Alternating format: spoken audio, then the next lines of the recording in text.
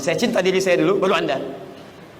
Kata Nabi, lihat, la yu'minu ahadukum hatta akuna ahabba ilaihi min nafsihi wa walidihi wan nasi ajma'in. Tidaklah sempurna iman seseorang sebelum saya dicintai olehnya melebihi dirinya, melebihi cintanya kepada anaknya, cintanya pada orang tuanya, dan cintanya pada seluruh makhluk di alam semesta ini. Anda bisa bayangkan, Nabi Isa saya Nabi, Rasul, Nabi Ibrahim Nabi, Rasul, Ismail Nabi, Rasul, mencintai Nabi dengan seutuhnya. Umar, kamu bukan Nabi, bukan Rasul, masa mau mencintai saya setelah diri kamu? Setelah mendengar itu apa kata Umar? Lihat cara sahabat mencintai Nabi, tidak banyak berpikir. Umar tidak katakan, baik ya Rasulullah, besok saya jawab, saya pikirin dulu ya. Sepersekian detik ketika Nabi mengatakan itu, lihat cara mencintai sahabat kepada Nabi. Saya cintai Anda ya Rasulullah melebihi diri saya, seketika. Seorang perempuan Ansar dalam peperangan Uhud kehilangan bapaknya, suaminya, saudaranya dalam perang Uhud. Dikabarkan oleh kerabatnya, ayah kamu meninggal, suami kamu meninggal, kerabat kamu meninggal. Allahu Akbar. Siapa yang dicari? Bukan bapaknya, bukan suaminya, bukan kerabatnya. Yang dicari Rasulullah SAW. Begitu dicari di mana Rasulullah? Bagaimana keadaan beliau? Allahu Akbar. Begitu mendapati Nabi dalam keadaan yang cukup baik, beliau tidak dalam keadaan seperti yang diberitakan meninggal. Kata perempuan ini sambil berkata dengan lirihnya, ya Rasulullah, demi bapak dan ibuku menjadi tebusannya, kami rela ya Allah, asalkan Anda dalam keadaan baik-baik saja. Lihat bagaimana seorang perempuan ini mencintai Nabi SAW. Seorang Zaid, budaknya Abu Sufyan sebelum masuk Islam, sudah siap dia dicambuk dalam keadaan yang sangat tidak biasa, dihamparkan siap untuk dicambuk. Dia katakan, Abu Sufyan katakan, saya akan angkat siksaan ini. Bima makna, kalau engkau mau mengatakan Muhammad begini, begini dan begini. Diminta dia menghina Muhammad SAW. Apa kata orang ini? Apa kira Anda melihat saya merasa nyaman ketika seorang Muhammad SAW terkena duri saja, kemudian saya tenang-tenang duduk di sini? Jangankan berkata yang tidak baik, Rasulullah kena duri yang kecil, saya sudah nggak tenang, apalagi saya diminta mencelanya. Rela mempertaruhkan dirinya disiksa hanya sekedar menjaga lisannya untuk tidak menyebutkan kalimat yang tidak baik pada Nabi Muhammad SAW. Lihat bagaimana cara sahabat mencintai Nabi Muhammad SAW. Malaikat Jibril, level Nabi sudah, level sahabat sudah. Malaikat, lihat di kitab Al-Mustadrak kalangan Al-Hakim An-Naisaburi, saking merasakannya bagaimana cinta Muhammad SAW kepada umatnya, kepada sahabatnya, kepada orang di sekitarnya. Allahu Akbar. Tiba-tiba ketika akan naik ke atas mimbar itu, Nabi untuk memberikan nasihat, tiba-tiba turun malaikat mengatakan, lihat kalimatnya, bu'dan, bu'dan, sungguh jauh dan celaka. Liman dzukirta indahu falam yusalli alaihi. Orang yang disebutkan namamu di sampingnya, tapi untuk salawat saja kepadamu dia tidak mampu. Dia jauh dari rahmat Allah. Keterlaluan orang ini. Dia ada ba'id, ada bu'dan, itu beda. Kalau ba'id itu jauh, kalau bu'dan itu keterlaluan. Bahkan di riwayat lain, raghima anfu rajul, sungguh terhina seseorang yang disebutkan nama Nabi Muhammad, bahkan lisannya tak mampu bersalawat kepadanya. Kata malaikat Jibril, lihat kalimatnya, kata para ulama hadis. Kenapa Jibril menyampaikan kalimat demikian? Kata Nabi, amin, amin. Saking pahamnya akan cinta Nabi kepada umatnya. Antum gak bisa korban, Nabi fikirkan. Antum punya masalah, difikirkan. Saya tunjukkan tingkat yang paling tinggi ya. Dan semoga Allah memberi kekuatan untuk meneruskan ceramah ini. Sampai di ujung hayatnya, di tepi kematiannya, dalam menjelang wafatnya, seorang Fudail atau Fadl anaknya Abbas radhiyallahu ta'ala anhuma sudah membawakan air wudu terakhir Nabi. Dalam pelukan Sayyidah Aisyah berwudu Nabi, bersiap menunaikan salat. Ali ada di situ, Aisyah ada di situ radhiyallahu ta'ala anhuma. Tapi yang disebut bukan mereka, yang disebut antum, ummati, ummati, umatku, umatku, umatku. Sampai pernah berkisah sebagian dari sahabat, kata Nabi, ishtaqtu bi ikhwani, saya sedang merindukan saudara-saudaraku. Kata sahabat, ya Rasulullah, lasta ikhwanak, bukankah kami ini saudaramu? Kata Nabi, lastum ikhwani walakinnakum ashabi, kalian bukan saudaraku, tapi kalian adalah sahabat-sahabatku. Ikhwani humul ladzina lam yarawni walakinnahum yu'minuna bi. Ikhwani humul ladzina lam yarawni, mereka itu enggak pernah lihat saya, tapi mau mereka beriman kepada saya. Nabi merindukan antum, masa antum gak ridho dengan Nabi? Kata Nabi, ada orang-orang yang nanti gak pernah lihat saya, tapi mereka yakin dengan saya. Saya merindukan mereka sekarang. Saking rindunya di telaga surga ditunggu oleh Nabi SAW. Antum tidak masuk ke dalam surga kecuali menjemput antum ini. Saking rindunya dengan antum disebutkan. Masa antum tak rindu dengan Nabi? Tibalah ketika nyawanya dicabut itu. Sampai kemudian naik dari telapaknya. Sampai tiba-tiba datang malaikat berpaling. 5. Atukrihu alayya? Apa engkau tidak sanggup melihat aku? Tidak suka lihat saya? Apakah sakit kemudian dicabut nyawa? Terasa oleh beliau. Maka dijawablah dengan ayat Quran surah 3 185 itu. Kullu nafsin dha'iqatul maut. Setiap yang punya jiwa pasti akan punya rasa dengan maut. Nabi merasakan itu semua. Siapa yang diingat? Umatnya.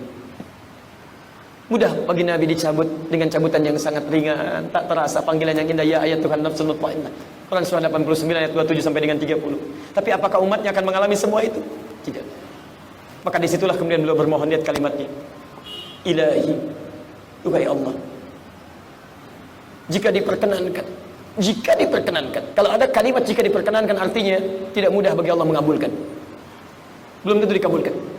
Ya Allah, jika engkau perkenankan, mohon timpakan seluruh rasa sakit yang akan dialami umatku saat sakaratul maut nanti. Tolong timpakan kepadaku sekarang saat ini, supaya mereka tidak merasakannya lagi saat sakaratul maut.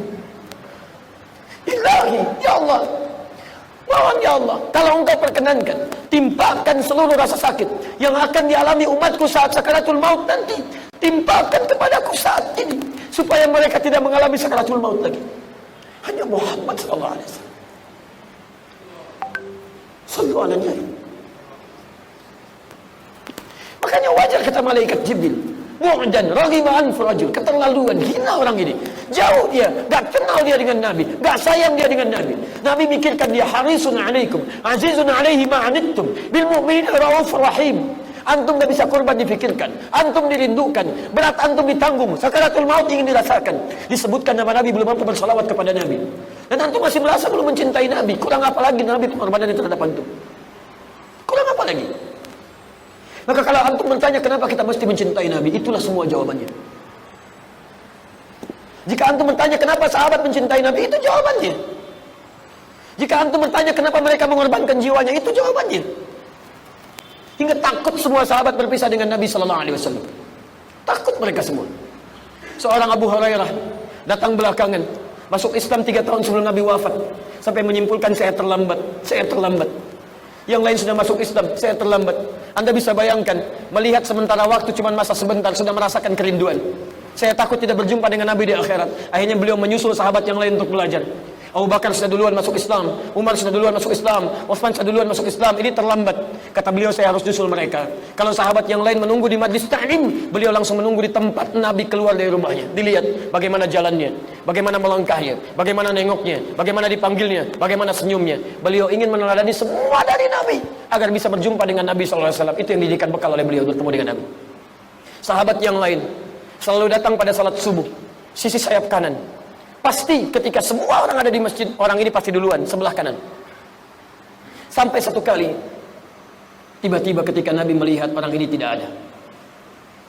Bahkan sebelum tidak adanya, Nabi melihat fisiknya sudah mulai kurus. Ditanya orang ini, kenapa kamu demikian? Apa tidak makan? Ya Rasulullah, saya bukan berarti tidak kuat. Kalau Anda panggil saya berjihad, saya berangkat sekarang. Kalau Anda perintahkan lakukan, saya kerjakan sekarang. Tapi sungguh ya Rasulullah, saya rindu dengan Anda. Kalau siang sudah selesai, saya menanti malam untuk bertemu. Kalau malam sudah selesai, saya menanti esok untuk bertemu dengan Anda. Tapi beberapa waktu ini saya nggak bisa makan ya Rasulullah. Karena saya takut ketika di akhirat nanti saya tidak bisa berjumpa dengan Anda. Saya tidak sanggup menelan makanan. Anda ini kan Nabi, Anda Rasul, saya ini cuma orang seperti ini. Bagaimana bisa bersama Anda di akhirat? Saya tidak mau dipisahkan ya Rasulullah. Karena keluarnya kalimat itu langsung turun firman Allah Subhanahu wa taala. Quran surah keempat ayat ke-69 itu. Lihat kalimatnya. Ketika kalimat itu keluar, Allah yang menjawabnya. Menjamin ia bahwa ia akan bersama Rasulullah sallallahu alaihi wasallam. "Wa may yuti'illaha war rasul fa ulaika ma'al ladzina an'amta 'alaihim minan nabiyyin was-siddiqin wasyuhada was-salihin wa hasuna ulaika rafiqa." Ma'al ladzina an'ama Allahu 'alaihim, bukan an'amta 'alaihim, ma'al ladzina an'ama Allahu 'alaihim. Dan siapapun yang mau menaati Allah dan Rasulnya, cukup kamu taati Allah, taati Rasulnya, maka kamu akan diberikan nikmat oleh Allah seperti Allah memberikan nikmat pada orang-orang sebelumnya yang akan bersama orang-orang hebat di akhirat. Bersama siapa mereka? Minan nabiyyin, semua para nabi. Ada anbiya, ada nabiyyin, itu beda. Kalau anbiya jamak dari kata nabi, tapi jamaknya terbatas, jam'ul qillah. Makanya di surah Al-Anbiya tidak disebutkan semua kisah nabi, sebagian nabi. Tapi kalau disebutkan nabiyyin, nabiyun, semua nabi. Ada orang yang di surga tetangganya para nabi, masya Allah. Surga biasa ditanya, akhi, di mana antum surganya? Di sini, masya Allah. Siapa tetangga antum? Depan ana, alim A, masya Allah. Terkenal dulu, soleh. Samping kanan ana, Ustadz B, antum juga kenal, iya, soleh. Samping kiri ana, Habib C, masya Allah, terkenal, soleh. Belakang D, masya Allah, semua disebutkan. Kalau antum di mana akhi surganya? Dia diam. Di mana? Di sini. Depanannya Nabi Ibrahim. Masya Allah. Samping kiri saya Nabi Yusuf. Belakang saya Nabi Musa. Samping kanan saya Nabi Muhammad sallallahu alaihi wasallam. Ma'an nabiyyin. Bersama para nabi. Wasyuhada wassalihin. Bersama para syuhada, orang-orang saleh, orang-orang jujur. Masya Allah. Jadi Anda bisa bayangkan, ayat turun karena kerinduan orang ini kepada Nabi Muhammad SAW. Cintanya kepada Nabi. Dicintanya para sahabat. Kenapa mereka mencintai Nabi? Kita dapatkan jawabannya. Karena sungguh sifat sayang Nabi terhadap mereka. Ketaatan Nabi kepada Allah Subhanahu wa Ta'ala menggetarkan pintu langit, mengetuk semua makhluk di muka bumi.